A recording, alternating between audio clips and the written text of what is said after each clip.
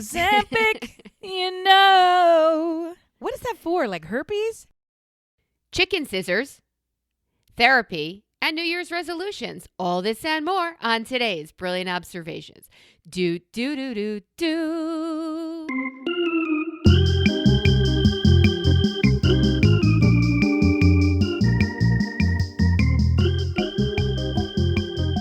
I was did the so best tempted. I could. I was so tempted to step all over your intro and go herpes because I feel like, what is Ozempic for? Why do they advertise it incessantly? Isn't it for it's for something that not a lot of people have? Yes. I don't know. And does herpes fit into the category of not a lot of people have? Maybe that's where I'm wrong. I think a lot of people have herpes, I think. Yeah, I think everybody has it. No, I don't. It's a little I don't really. Time twas when everyone had herpes and you could go to the 7-Eleven and catch it and we were all terrified of herpes. And now it's like herpes. Pfft, fuck you. AIDS, COVID. What else you got? Chlamydia. Oh, is there more chlamydia than herpes? Probably. I remember my kid was like 9 or 10 and I had a friend who came over who started to tell my children about sexually transmitted diseases. This sounds great. This is a good friend. Hey, and kids. Why? What did you learn from Aunt Monica? She taught me to never ask questions. That's what I've learned. Yes. To it leave was terrible. the room. Yes. It was terrible. Yes. But now both these kids are in college and the earlier, the more you know. Fingers crossed they don't have chlamydia or herpes. Fingers crossed for both. Or whatever Ozempic is desired to treat. Oh, not Ozempic. It's why? And why? Why is it on all the time? Unlike the morning. It can't be gross if they're advertising it in the morning. Game respects game. That's an amazing commercial. You're singing it. So yeah, well, okay. I don't know. Fair enough. I don't know. The last we spoke, yes, you admitted you were 100% into making cookies. I did admit it. I did. I did admit it. We have given up decorating for Christmas. We have given up giving a shit about Christmas. We have given up so many things that we always thought we would hold on to, but don't fucking get in the way of my 70-pound bags of flour because I am cookieing like fucking crazy again this year. Did you crack out the cookie book is my first question. I didn't. I started the cookies. I have cookie stories to tell. I did not crack out the cookie book. Here's why. I saw a recipe in the Washington Post, which is some bullshit. Normally you go to New York Times Cooking for your, that's fun, right? Or TikTok. Yeah. So I saw one in the Washington Post and I thought, fuck you, I'm making it. And it required fancy dancy ingredients that no one sells except for Mr. Internet. So I ordered all the stuff. I patiently waited for the shit to arrive. Then I realized, I didn't get that one key ingredient. Then I realized, God, there's another ingredient. So long story short, I still haven't started them, but I didn't open that cookie book because I thought this is going to be a fun, different, just for me signature Neato cookie. And it is, you might picture icebox cookies where they're in a log and they're cold and you slice them and then those circles become the cookies. Okay. Well, imagine if that circle cookie is half red on one side and half green on the other. Cute. But instead of an ugly red and an ugly green, it's a very, very, very, very pale, almost pinky poinsettia-y, striated, beautiful light color on the red side. And then on the green side, it's almost like your microphone cover. It's very, very light and fresh and herbal looking. Just it's a beautiful color combination. And they're bespeckled because the pink side is actually strawberry and the green side is pistachio. Okay. I just came. But there's more because I have to just break it down. The strawberry side not only has strawberry extract in it, but also freeze-dried strawberry chunks and strawberry powder. So it is like, and it's in a shortbread cookie. And then on the pistachio side, it has pistachio powder, like chopped pistachios, and cardamom. So it has this beautiful vanilla, like Eastern kind of rose water pulling out. Oh my God. Yes, I'm going to make these. Of course I'm going to make these. And I haven't fucking made these. So I thought that'll be the fun one. And then yesterday, I started late, but just yesterday, I started baking cookies. So what do you think my cookie count is up to? I started yesterday around 11 in the morning. Yesterday. Okay. So is one oven's worth 2 dozen? Is that what we're talking about at a time? Well, that's a cheat, but for me to give you that information. But I am using my regular oven, and I can fit 2 half-sheet pans in there. So they're larger than what you would typically see as a baking sheet or a cookie pan. So you can do the math. You're up to 200 cookies. Am I a rookie? Okay. I can fit 35 cookies on one pan, 2 pans per batch. All right, so 70, the 70, and you do it like 10 to... Holy fuck. Are you kidding? Are you up to like 700 cookies? Like, what are you doing? 960 cookies and counting. And I'm now nowhere near finished. 960. Blink, blink, blink. I know. Blink, blink. I thought they're a little tiny. If you can fit 35 on a pan, it's because they're tiny, right? Our family tradition is to do spritz cookies. They're small. Yeah. Yeah. Do you know how many I could fit in my mouth at a time? Right. Why are we talking about what? three spritz cookies equals 1 crumble cookie in shape and size. So that's why 35 on a pan is effectively, I mean, we'll go through a full sheet pan, half sheet. We'll go through a full baking pan of spritz cookies in an afternoon. Like the kids, I have to hide them because otherwise I won't have any to take up. It's crazy. So I'm Jews have that problem with latkes. I told you once before, my father-in-law sits at the counter and he puts like the mix that my mother-in-law and my son made in, and he fries it, and then he fries it, right? So it's like in this deep oil, and he puts it on paper towels, right? Once it comes out, it's perfect. It's potato. It's golden just brown. joy, just right? A little bit of dash of salt right on top of it. I'm drooling. Oh my God. So he puts it on the towel, paper towels, just to get some of the grease off, and he turns around, which I think is the fatal flaw. And any creature who just walked through the kitchen, there has never been a tray of latkes to serve because as he literally all day sweating over the fire, there he is flipping and pouring. I have a similar food and tradition where that happens, but just the visual, and I can taste the crunch and the grease squirt out as I bite into it. And the salt everywhere, and that soft potato. Egg, potato, hint of matzo lucky. meal, all shaved and you put do in there. put a little meal in there. Okay, Yeah, break it meal down in for there. me. Break it down for me. There's meal, there's salt, there's pepper, there's egg, there's at times there's onion. I'm not a huge fan of the onion in there. I did discover I don't like onion. I do like a really like invisible onion. Does that make sense at all to you? Yes. We have those in Hollywood. The invisible onion. Mm-hmm. I think that's part 3 of Knives Out trilogy. Glass onion? No. The invisible onion. You thought you found the killer. You can't see it. I wanted to flavor the food, not be the food. Like, yes. So, I do like a good invisible onion. Right? It's really true. Look, I don't cook, so I don't know all the right words to use when it I talks like about a it. background onion, an invisible onion. Yes, these are good things. Yes, right. Yes. So he makes it, and the whole house. All of a sudden, you're like, "Oh, grease must be Hannukah."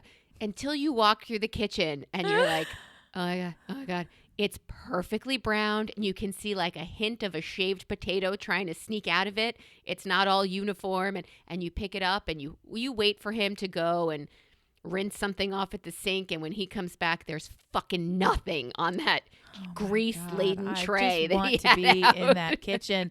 I just want to walk through that hallway. I want to be in that house. It sounds so delightful. And I should say, Happy Hannukah, Melissa. Oh, thanks. I should have started there, Melissa, but I did not. So tell me about the zit production during Hannukah. You mean the grease that hits the face and makes you leak? It's kind of aerosolized and you're internalizing it. Yeah. I feel like you're going to have some little face breakouts.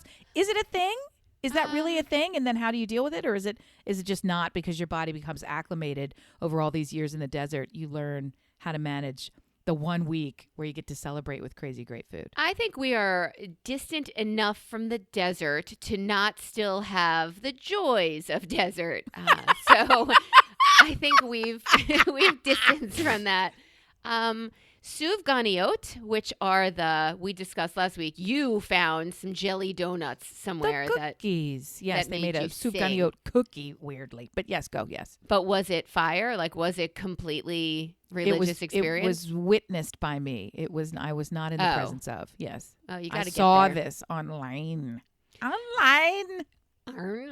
Something that's sweet that doesn't have chocolate, I don't completely understand because I'm not a big jelly donut fan. Like if you're gonna stick my donut inside something, make it Boston and cream. Like make it real. But the grease factor is very real, which is why everything in moderation, right? You don't have to have all of them. There are 10 of us in the house. We can share those. I guess latkes at the time or souvganiote. I don't know anybody who really makes them. We buy those. Do you know people who make jelly donuts? Well, I mean, if I would talk to Jews about what they make, but yeah, I would think that most people would make them, no?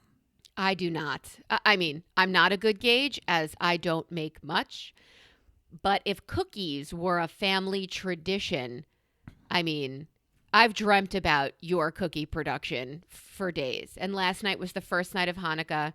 And for the last 2 years, Target, the dollar spot specifically at Target, has had dollar things for Hanukkah, which is fine because that's nice. Which is great and fine because the first night of Hanukkah is usually a larger gift for children. Like, for example, growing up, I got Atari.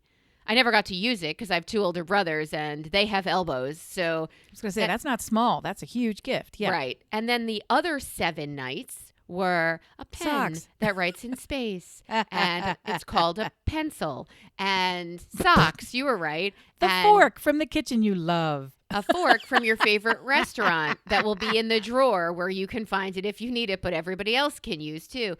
One of the straws that was a crazy straw but went around your eyes as glasses and behind your ears so you can see your orange juice go by in the morning. Very small gifts, right? What do you give your children who have everything on a year when... Oh, so my point was the dollar spot had a menorah the last 2 years in a row. And I bought it. It was a $5 menorah. I kind of collect them, as strange as that is. And they were both dogs, right? You put the Shamish candle, which is the tall one, in their head, and down their whole body are the other candles, or the other 8 nights, really. Yes.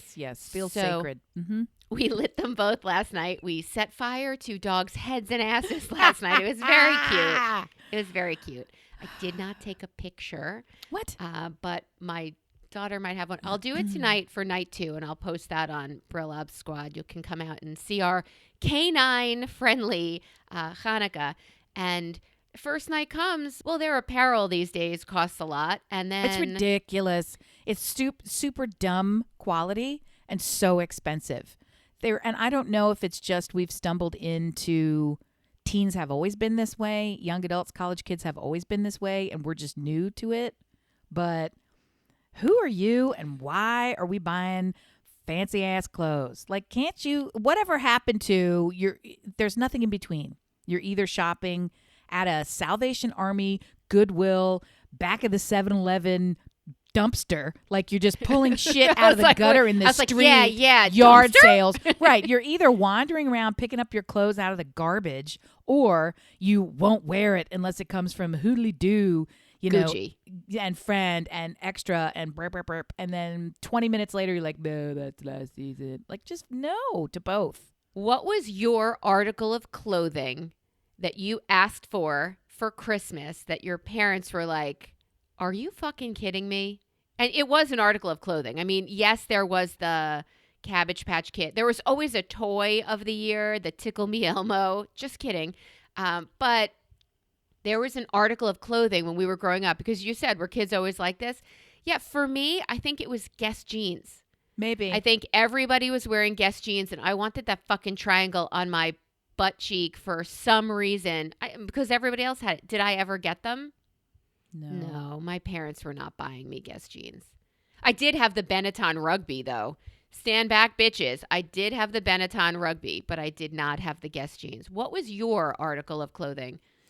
I can't think of one, but I have such a negative association with Guess jeans, honestly, because I'm fat. So I never, ever wore Guess jeans, even when I had the ability to buy them or whatever, because it was the thing with fat girls where guys would come up to you and they would call out a number because they saw the triangle on your ass. And the joke is they're guessing your weight. So that was super fun. Yeah, super great. Yeah. Is that real? This is what I say to my daughter. Is that real or did you dream it? No, that's real. No, that's real. I've had every insult in the book. Are you fucking kidding me? No. Welcome to fat. Yes. No. Mm-mm. And back in the day, I wasn't even that fat. I was just bigger than most. I was what now? People who are actively anti-body shaming, whatever, I would be the poster child. I would be, people would go, you couldn't be a plus size model. And meanwhile, that was fat because Twiggy and Pixie Sticks and Super Bean Polly was all the rage, right? So heroin was all the rage. I had a healthy, athletic, muscular. I mean, I would not compare myself to Venus Williams, but I was approximating Venus Williams. I was very muscular. I was very strong. And that did not translate into looking like tiny little thighs in pants and skirts or whatever the hell. So super fit. I mean, my goal weight is to be what I was at that time right now. But yeah, no, guess the weight for sure. Look, Aim, I've looked back at pictures of us. I mean, you're talking about when you were younger, right? You're talking about 35 years you ago. even knew me. And I look back at pictures of us and I think, first of all, I think we were gorgeous. Like, what the fuck? Right. Wake up. Yeah. Why didn't we know it then? And why, when we tell these 18-year-olds now, some sleeping in the room across from mine, that they are sheer perfection, do they follow in our footsteps of, you don't know what the fuck you're talking about? Like, what? Shut up, you. Nobody asked you your opinion, lady. Right. You called me a lady? That was so nice. I haven't heard that in years. That was so nice. So never deserved it. So not Guess jeans for you. Did you have an article of clothing?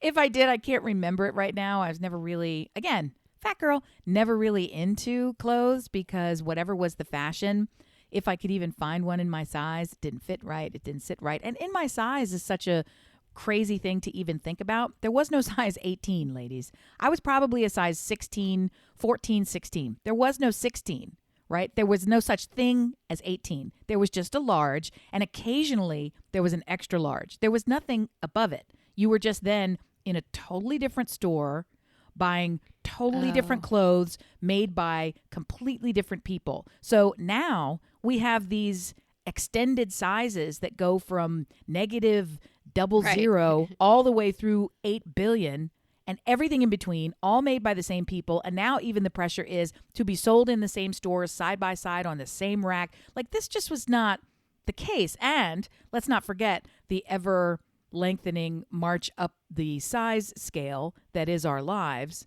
A size 2 from 1985 does not exist.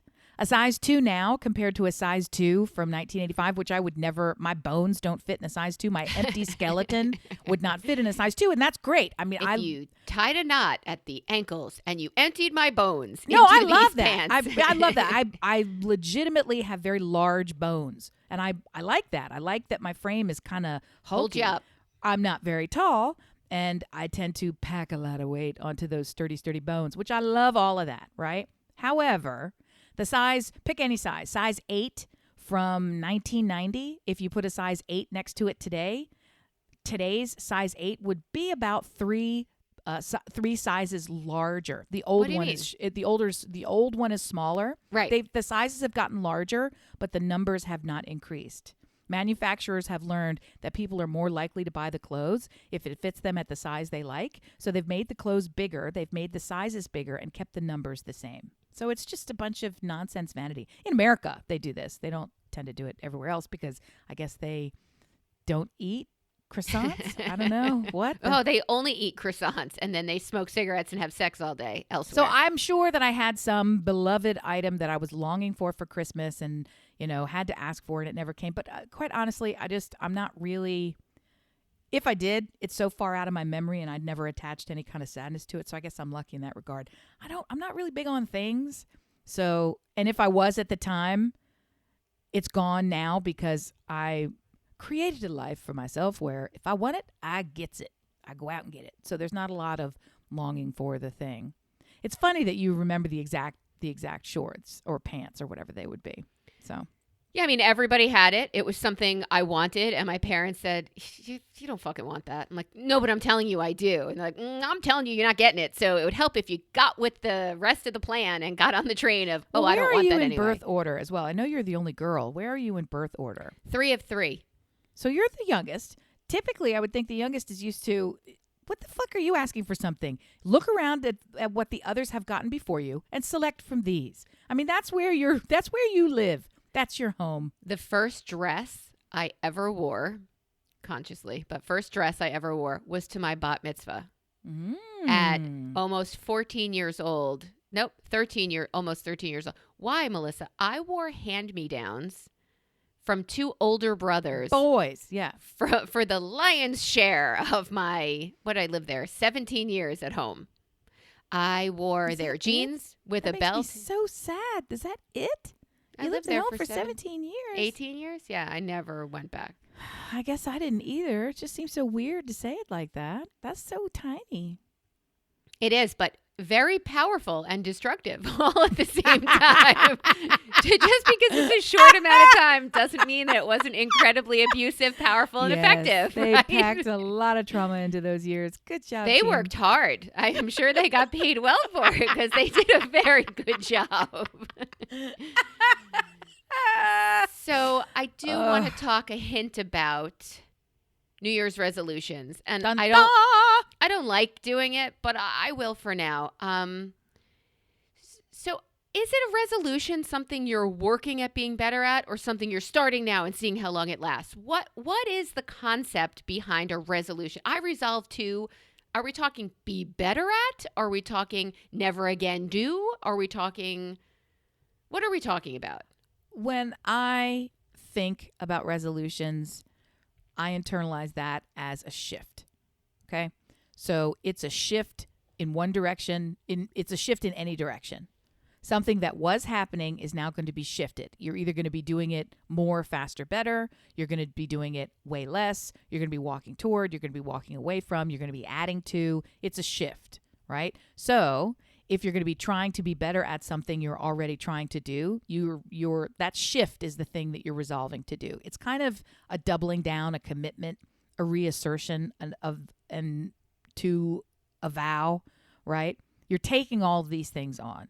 That's why I like it. And combining that with a shift in the calendar year, there is a psychological motivation and lift of a fresh start, a clean slate, a brand new month. And this happens not just in January, it's just stronger. At every change of season, it's a little bit stronger than just the next month, the next week. So on the first Monday of the first calendar day of the next year, of the first quarter of that time, all of those things combine to trigger your brain to be much more motivated to stick with and succeed at whatever shift you're trying to make. So that's why these resolutions tend to be a focal point for so many, because they can be very, very effective. What we know about resolutions psychologically is they only work when you plan for them. They don't work when you show up on that day, come up with something and say, this is what I'm going to do.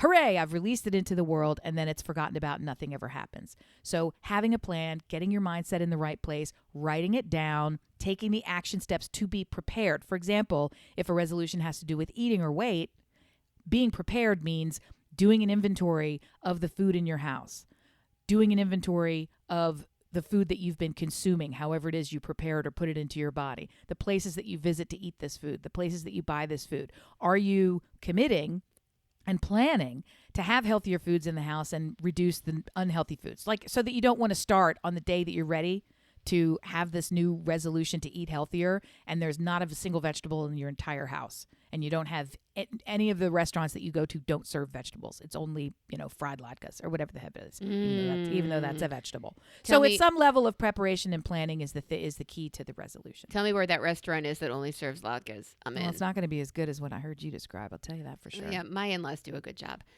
All right, so this year, I'm tricking my brain in this way. So I want to purge. I want to clean out all the dark recesses of the house. So I'm starting in my room. I've massive, big black trash bags to take all of the clothes. I know it's not a really fair yardstick to go by when I say I haven't worn it in the last 3 years, because the last 3 years I've only worn sweatpants or collegiately stamped clothing from my children's universities. So that's not great. But still, I already gave away all of my suits to the Women's Wings for Success or whatever that is. Love it, love it. Yep. I gave all that stuff away. And why did I keep all of the fancy little pretty tops that go underneath those suits? And because I thought maybe, fuck that. I'm getting rid of everything. So I'm going to massive purge. I don't go anywhere or do anything. The second I do that, I know I will get a job outside of the house and need clothes again. But I would like that job. So I'm going to I'm going to plan for success. Okay. Unfortunately, with this endeavor comes things get so much worse before they get better. Oh my God. Yes, and I'm living that right now. Yes. Yeah, last week you told us how you cleaned out some closets, right? So I admitted previously for 4 or 5 years, how long we've been doing this, that I have ADD. I kind of wish it was ADHD because I could use a motor in my dysfunction, but I don't have that. So when I start a process that empties out, let's take your pantry, the entire pantry, and now it's all over the kitchen, right? And we're trying to, in our heads, reorganize. We've maybe even purchased some plastic bins that could help organize, separate, shelter, whatever it is. When everything is out and the bins have just had most of the labels and the stickers and stuff taken off them, that is when your brain explodes? My brain explodes and I get tired and in my room with clothes and organization, and why do I still have the little bracelet that was on my son's wrist when he was born? Well, you're not going to throw that out. What do I do with that? Put it in a box. That box goes in the attic.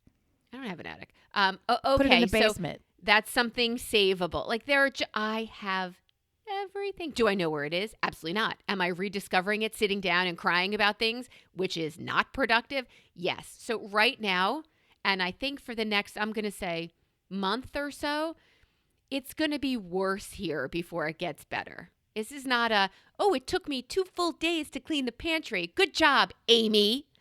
Well, it's going to take me there's a whole lot there. There's a whole lot there to unpack, and we're going to start first things first. Congratulations! You're doing such a good job. Gold star. Atta girl. Look at you. I'm trying. Look at you. Very good. What a good girl. That's fantastic. I'm so proud of you. I'm so proud of you. This is wonderful and huge. Your house is exhaustively huge. There's tons of shit in it. This is a great, great thing that you're doing, and I love it. Next. Yeah. One of the things that you can do to keep yourself motivated is to add into your viewing routine shows that you might not otherwise be watching. The Home Edit is a good one to watch on Netflix. Okay. Marie Kondo, she's a bit extreme, but you can watch. So if you watch one and you're like, I'm going to kill her in Japanese. Yeah. Okay, then you don't have to watch her. The Home Edit is a good one to watch. And, they have a couple of seasons. You can go through and scan for a celebrity that you like and watch the celebrity show, and it'll get you hooked in, right? Not only are you watching them model the behavior that you want to perform, you're also starting to see how they get it done. And it's not just one person. They come in with a team.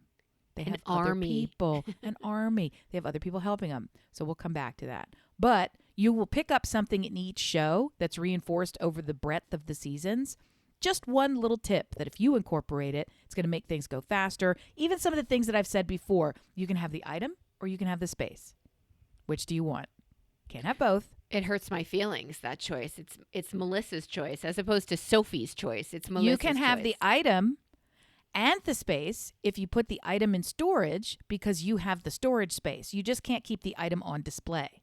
So you can either speak to your husband about your process and say, it's going to be bad for a month. This is a frustration and a weight on me as well.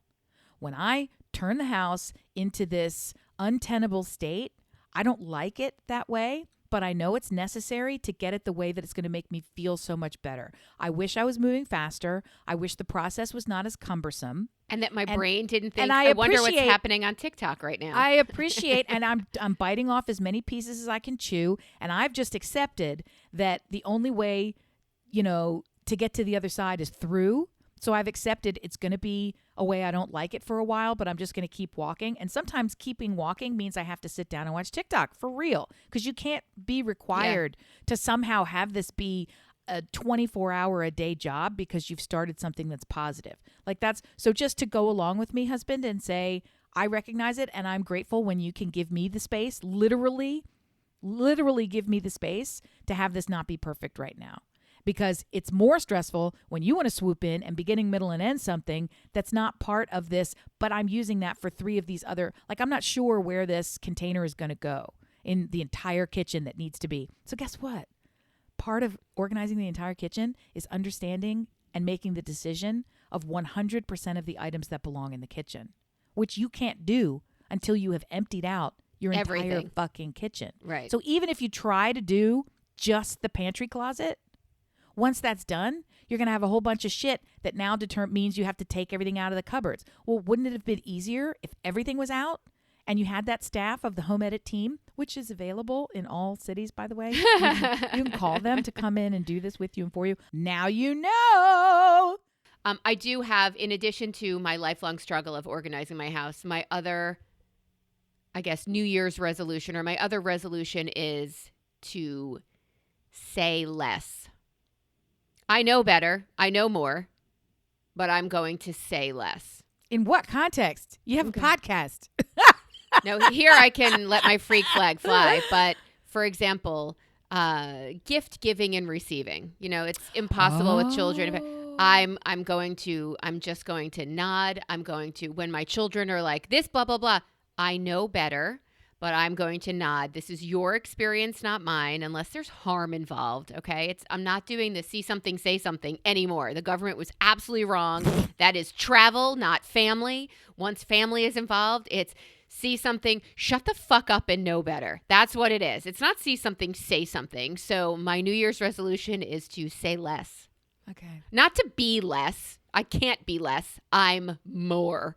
But I'm going to bite my tongue and say less. I'm going to try. I'm going to try. Go ahead. Do you really perceive yourself as someone who is sticking your dick in the mashed potatoes so often that you have to shutting yourself up? Do you really think this is you? Maybe I'm not around you very much, but I don't think this is you. It's not the frequency with which it happens. It's the occasion that it does happen. The response that I get is devastating. It's hurtful. It's mean. I don't need to be told that I don't know what I'm talking about when in reality other people really don't know what they're talking about. Okay, so we're in a totally different conversation than the one I thought I was in. Oh my God, I'm so excited. I totally had this wrong. Wait, break it down. Go. No, I just feel like even if we're out at dinner, if there's another couple and they're just erroneous information's flying and I see like a brick wall that you're about to run into, I'm going to say very have little. Fun. Yes, that is right. Your finger's going to hover over the 9. 1. 9-1 is done. My finger's hovering over the third one. Yeah, I mean, you think it's a good idea to leave your weed home while you go away to Fiji for New Year's Eve, and you have who's going to Fiji and where's the weed? Adult children in your house, and you have a 3 that's your everybody makes their choices. I have already made, I would say 75% of the choices I'm going to make. Okay. Go ahead. Let your freak. It only hurts when it's my children and I know better and they're not interested. But until they ask, I mean, I just think about my mother saying, not that you asked me, but I think you're completely wrong. No, not that you ever ask my opinion. I'm like, knowing that, why do you still throw it on me in such a way that it's a weighted blanket that's wet and made of noodles? Like, why are you doing this to me? I so want to dig into this from every possible angle, but I have to seize on this moment. If it is difficult for you to practice the hold your tongue patrol, one way that you might do this is to think, what would Sharon say? And then say anything else. WWSS. What would Sharon say? What would Sharon say? And then when you hear that in your head, you can go, no, I'm not Sharon. So what would Sharon say equals silence, because you don't want, what would Sharon say? And then equals do not to. That would be one easy way to not perpetuate that. The other thing is my question, because I don't care about other people, let them make their mistakes. But in my family, my question is, do you want me to listen or do you want me to help? It's like you, because that's when I get spoken You're to. such like, a man. do you want me to listen or do you want me to help? Because I can give you helpful suggestions, of which you can choose 0 of those choices. But don't say mean things to me. Like, you don't know what the fuck you're talking about. You're like, I can't. I am a very sensitive human, and I can't hear that shit anymore. And that kind of brings me to a segment that I want to start on our show. New segment alert. A new segment alert. Also, dear listeners, the segment of putting lyrics on our Burlap Squad, I love that you're participating. Give me the next fucking line. Don't say, I know who it is. It's this song. Give me the next line. Like, prove. Put it in there. Follow the rules, dipshits. Yeah. The new segment is a therapy segment. It's just something for you to think about. It's something to make you think. So excited. Okay. So excited. I'm so excited. So excited. So I hope that Amy Fugazi develops a jingle for the my dog does that when I rub his ear too. Amy's had headphones on for a while, and you kind of get like a crazy itchy ringy in your ear after a while, and I she's just my rubbing ear it. And I made that face like, yeah. That only the dog does. Oh, As he yeah. leans in and tilts his head and goes, Ear against brain matter. Here is ear against brain, finger against You brain go all the matter. way in there and it goes.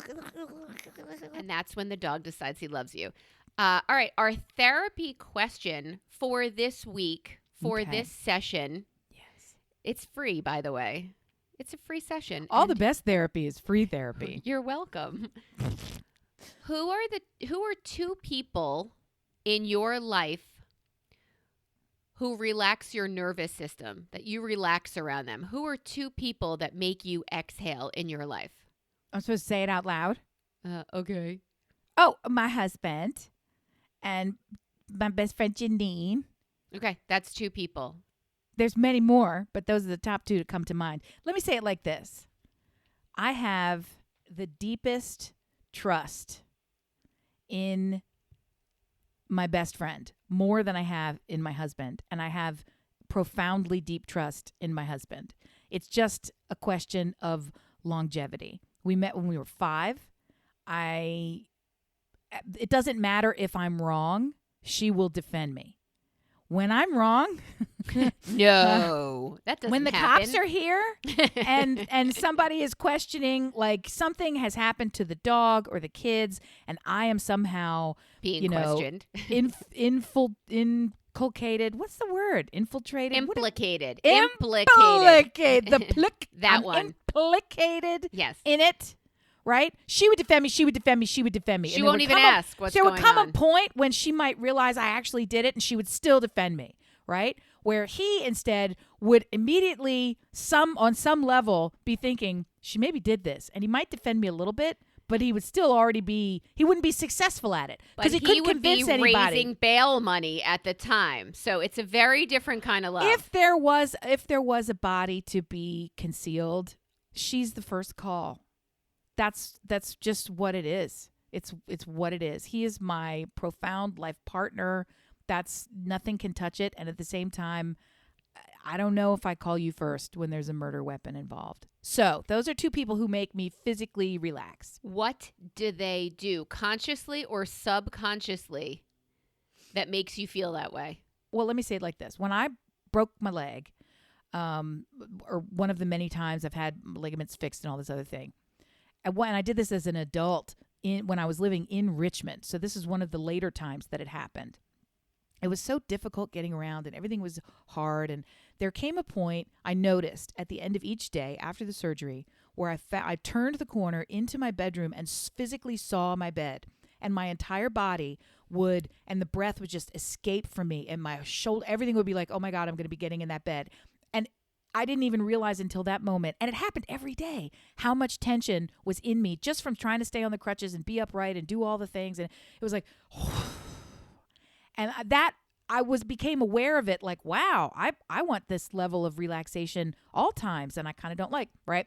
So there's this notion that when I'm around them, it's better even than being by myself. There's a feeling of like amplified safety, security, love, peace, relaxation. Like it's just, you feel like, okay, this is the cocoon moment, because whatever protective layer you have around yourself as yourself in the world, they're like an extra layer of soapy bubble, right? It's very thin. It can be popped at any moment, but there's something about it where it's just that feeling. Yeah. Nobody's and I don't know that soapy bubble.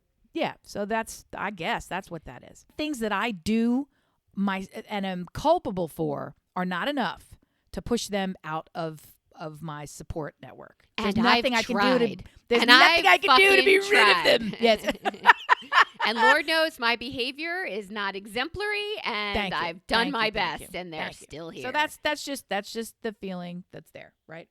So there is a therapist on TikTok who gives these really thoughtful questions, and I've taken the time to think about some of them, and I want to dig deeper into some of them. So I want you, dear listener, to tell us what behaviors those calming forces in your life have that make you just make them the person, your people, your persons. I don't know.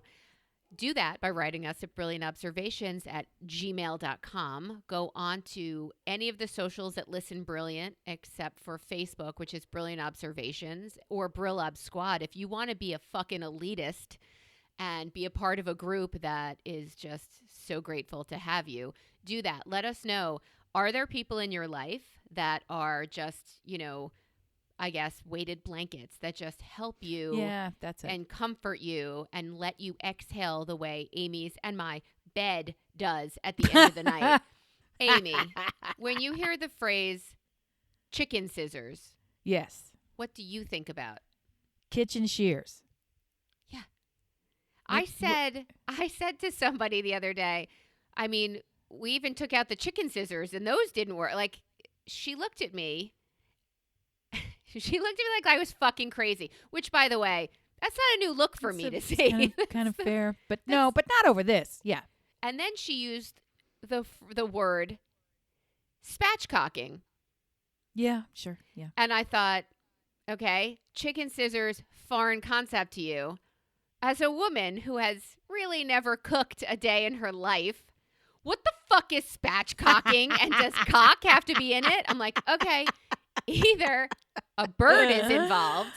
The getting spatchcock. Beaten with a spatula. What the fuck is spatchcocking? And she did explain it, but I could be wrong, but I believe spatchcocking is when you remove the backbone from a fowl, lay it flat down so that you're cooking it as both legs splayed out, as if the way a dog might lay on the ground where your legs are sort of flat against the earth, right? So you remove the backbone and the center part of the bird. So it goes from being a kind of football shape to being a pancake shape. So it can lay completely flat down on a griddle or a brick or a roasting pan. Is this correct?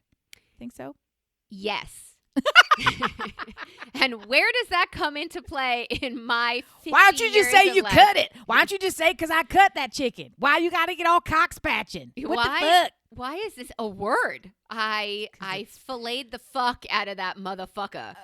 Fillet the fuck. That's the American term. No, in American slang, to spatchcock is fillet the fuck. I want to fillet the fuck a chicken. I believe that's a sandwich at McDonald's, the filet of fuck. Oh, my God. Am I wrong? I could be wrong. I'm trying to say less. My double fish fillet sandwich. Yeah. That's it. Spatchcocking. Dear listener, did you know what the fuck spatchcocking was? I don't want to hear from you if you did. We're big on scissors in the kitchen. Kitchen shears are a way. We cut pizza with scissors.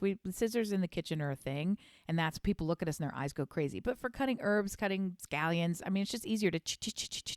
We have the trauma shears from work that Great. cut through everything. Right. My husband brought those home from work. We have trauma shears, we've got the Fiskars, and then we have the fucking chicken scissors. And they just allow for more stuff to go between those blades. Are you doing a lot of chicken cutting with your scissors, Melissa? Yeah, she asked me that too. I'm going to say. So if you come home from, I don't know, let's say Costco with a Costco chicken, which has been $4.99 since the beginning of time. Correct. And you need to pull that shit apart and have it retain its shape. I have pulled a leg off and just been holding a bone in my hand. Right. So those scissors kind of come in handy at times. They cut that rubber band that holds everybody together during they cut everything meatish and foodish. I would not use the Fiskars on food. No, they're specific shears meant for the kitchen, and they're sharper. Food. And they frequently will come apart. They have the way that they're constructed is sort of a one of those slip male-female things where it just inserts and twists, and now it's locked in place, and if you untwist it, so both of the blades completely separate, and you can wash them like knives. So it's not like super gross, like you're sticking it up inside something and click, click, click, and then throw it in the drawer. Like, no, you don't do this. We do wash them. It's difficult to wash the interior V of a scissors without cutting yourself. So the fact that they would separate openly and can be sanitized is a big deal.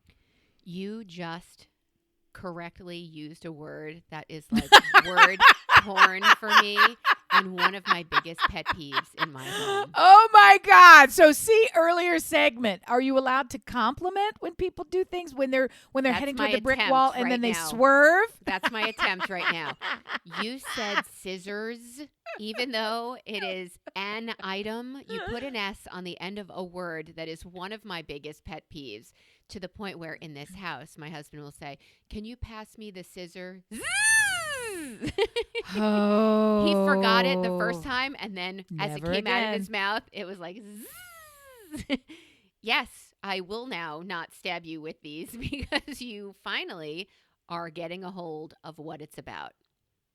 I do have pet peeves. But again, you said it. I might have to say less and not attack. No, I think grammar will always be something I choose to correct people. But you're talking about when you first launched that tirade against yourself, I thought it was in defense of correcting people's grammar or typos, spelling mistakes, your wheelhouse, things you love to do. I love to do, yeah. Right. And I'm in this tricky situation now where I love you and I love that you get joy out of this and I love that it happens because it benefits everybody. But I'm also increasingly sensitive to the myriad people who take excessive offense at receiving this information because it's triggering in the form of I have unchecked dyslexia, or I have this thing or that thing, and simply getting this missive out into whatever form it is where you can see my mistake and being called on my mistake puts me in such a tailspin, blah, blah, blah, blah, blah, blah.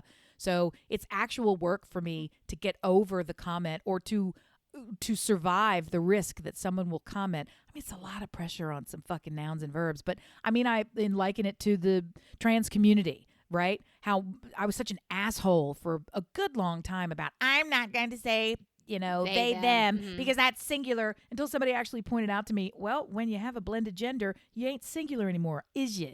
So it's like, at the same time, that was very helpful for me to get my head around why this makes a lot of sense.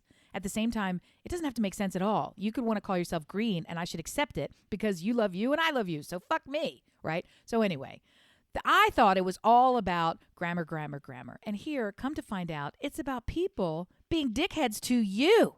So why should you hold your tongue in the face of these idiots I'm protecting myself.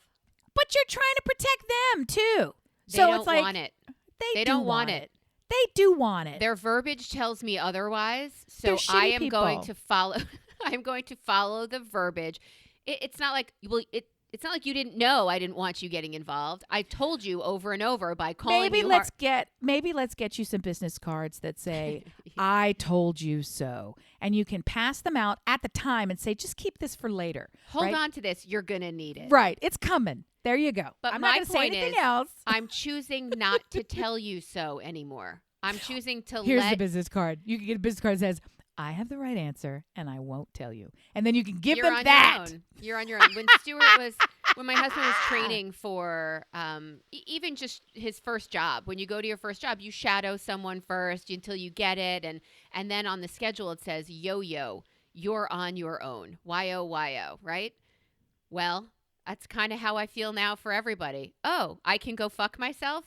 Yo, you're on your own. And when you come to me, just so you know, and they're all like, you're not going to fucking care. No, I will be there and I will fix all of your problems. But until you come to me and until you ask for help, I am not seeking an opportunity. And here is the D-ring binder manual full of all the things you'll need to say to me in response prior to asking for the help that I will gleefully give once you summit Mount Regret. coming to D-ring. Yeah, just say, hey, look, I know I've told you you're a fucking idiot and you don't know what you're talking about maybe 10, 20,000 times. I've hit a brick wall and I need some advice. And I'm going to say, do you want me to listen? Or do you really want advice? Here we are. But you're on your own. Everybody, you're all on your own, except for the dogs. And I will continue to boss those bitches around as best I can. I love them so much. I love those dogs so much. Very rarely do they talk back. Very rarely. And if they do, it's for really good reason. You, my fine feathered friend, are headed north. Once again, twice a year, within like 3 weeks' time, you take the impossible journey with wild traffic and stupid people and now rain and feet. Snow. Yeah. And that's exactly what I was just going to tell you. You are taking a road trip into what could possibly be a wonderful ice storm. Storm of the century. I've already ordered a travel shovel. I mean, yeah. You think I'm kidding? It arrives today. Collapsible travel shovel. Stuart purchased an electric shovel. What is that? Does it come with like a robot? It has a battery and you charge it, but it's a snow thrower. Oh, boy. Yeah. Yeah, from Snow King. They're pretty good. For the deck. Just for the deck. Just to clear off. I don't know why he did it. I have 2 children home with back labor. Like, I have the bad back. They're fine. And I would go do it. So I know that you're traveling and you have a family of, count them, 5. Mm-hmm. Is it possible that we found a holiday that lacrosse respects? Sort of. So is there no game over Christmas? It is amazing in terms of lacrosse, and here's why. Husband and youngest son just arrived home from a 1-day flight to Florida, flew down yesterday, because it was a 1-day event in Florida, and finally got smart and said, we're not going to take 4 days to do a 1-day event. So got on a plane, put the sticks in a special tube to put the sticks on the plane. You got to bring all your gear and their weapons. I mean, how? So you have to trust their that weapons you're on the field, on the turf, on the pitch, off the pitch. They are weapons. In the plane. Well, so now you got to check these. It's like having a guitar. You have a relationship. You've got to. Your stick is important to you. You don't even want to use your backup because you're familiar with yours. So even the fact that you have to put it and check it on the plane, no good, no great. So anyway, they did that. Got back very late last night. Can't believe the husband was still up and at 'em early on the way to work this morning. Didn't get home till midnight last night. Any event. So that happened. Then the day after Christmas, we have to hustle back, ready formation, so that we can 2 days later make it all the way home to drive all the way home to North Carolina, unpack, wash, repack, drive all the way to Florida, where we're going to be in Florida through New Year's. So lacrosse doesn't really respect us, but I will say this. Middle boy plays on the high school team, which is who cares, right? We forced him to sign up for the mid-season league over at the whatever. So they were playing short stick. They were playing an abbreviated little league to get warmed up for the spring lacrosse season, and he didn't want to go, and his brother wasn't there, so we're like, you're going. So he dragged a bunch of his other friends on the team who weren't going to go either because he was forced to go. They all went, and my son, who plays defense, scored a fucking goal. Shut up. And the crowd went wild, and it was one of these crazy things. I wasn't there. I was actually in an event, so I couldn't go and see it. It was hilarious. That's awesome. So lacrosse is having a little bit of a resurgence now that I've got all three of my big burly teens. Now Well, that my it's 3 children, they're not all teens anymore. In the house. Too cold to sail. Okay, so you are driving. How many cars? One always. One. We're now doing one. We bought a car big enough for all the people. That was what the beast. My husband bought that beast car. That's what we drive now. So it's a very large car, and we're Griswoldy. We have a Thule rooftop carrier so that all the shizzes goes in. And then the trunk becomes like a postage stamp because they've got rows of seats. Right. Everybody gets a bucket seat everywhere. Cut So to the 3 chase, Amy. Where do the cookies go when you travel? in that tiny little trunk. I have to actually buy more Rubbermaid containers. I've already grossed out the ones that I have here. So I have to either get more or they won't match. And they have to match, Melissa. So I have to totally get more and buy more. Wow, we're so different. Dear listener, do you listen for Amy or do you listen for the crazy that is Missy? For the tornado or for the condo? Which one is it? Marie Kondo on the other side or this crackhead over here? That's really what I want to know. Also, give me the next line of lyrics. We want to wish you the merriest of Christmases. We hope that this year, this Christmas, you get exactly what you deserve. I mean, what you asked for, what you asked, and what you want. So much for what would Sharon say? Yeah. I meant, yeah. We wish you greatness. We want you to get the gift your heart sings, for which your heart sings. See, Grandma almost got me there too. It's weird that this is falling in Hannukah time because I want to also wish everybody a joy-filled, light-filled Hannukah. And I'm not sure what you're doing other than connecting with family and friends and recommitting to each other and celebrating love and mysteries and all these wonderful things. Setting shit on fire, eating grease. Yeah, that's you. I think you hit all the high points. I'd like to think that it's a time where all world religions take a moment, take a breath, all people, religious or otherwise, slow down just for a minute, open their eyes a little wider, look around, and appreciate everything that's happening right now on this planet that's good, and try to expand more of that in any way that you can. That, I feel, is the message of December. I'm going to sum up Amy. She said, look around, look up, and get down. Whoop, whoop. Yeah, there are good things. And I would like to ask of all of you, be one of those good things. Because we think you are. And we think you should just spread it around. We will be back for one more before the new year. And we don't know when we're recording it yet. It's a mystery. But that's right. We hope this holiday is warm and bright and full of greasy foods. And whatever you spread around, you always know that there's Ozempic. I also want to wish the best of luck to those matching containers in the back of Amy's vehicle that house thousands of cookies when there are 3 grown men in the back seat who have arm's length to go get them. So good luck, cookies. I tape them shut. Or you think I'm some kind of crazy I pack car cookies and then I pack travel cookies. The problem is not only there's cookies that we have to have for this week. You can't have cookie production in the house and then not have cookies available for people to eat. I would never be that person. So I always over bake or bake. The first few batches are usually the house cookies because it's like pancakes. You get into a groove and they get better, they get better, they get better, they get better. Okay. Now I have all that going. Then I have the cookies that are going to be put out on the platter. And because we're not really doing Christmas gifts this year for anybody, for the extended everybody's, it really comes down to you're going to go home with a box of cookies. So I have to have overflow cookies. And then I thought, well, I should just box those up in advance so that they're the way they want to be and they look nice and everybody gets the same amount. We don't run out. So now I have to have platter cookies. I have to have take-home packaged cookies. I have to have house cookies. Now I have to have car cookies because you're also in the car while it's raining and snowing and people are starting to get grumbly. So that's a lot of fucking cookies. So I'm definitely over 1,000. I don't think I'll hit 2,000, but I kind of might, honestly. I would like to put in a request. To stop. I will never request that.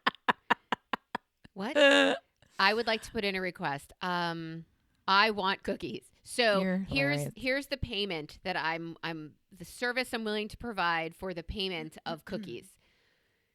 You have 5 family members and shit's going to go sideways between weather, travel, family. Those are all factors that, well, at least in my family, would have exploded by now. But okay, your family's great. That's great for you. You are welcome to stay here, but do not bother to drive without. Yes. Okay. Finish the your cookies. Sentence. Thank the you. cookies. Okay. Well, As honestly, long as we're on the same page, you can never say you misunderstood my request. I know we're at the end, and we're probably going to cut all this out, but I just wanted to say, part of the reason that I delayed starting the cookies sooner than I did was because I had it in my head that I was going to film it. I was going to document it. I was going to put all these out on TikTok. I was going to put it on Insta, all these places where people are, because it's honestly, it's a beautiful process. It's just pretty. Everything about it is just so fun and good looking, and it's nice to watch. I enjoy watching myself do it. Like they're good. It's a good thing to watch.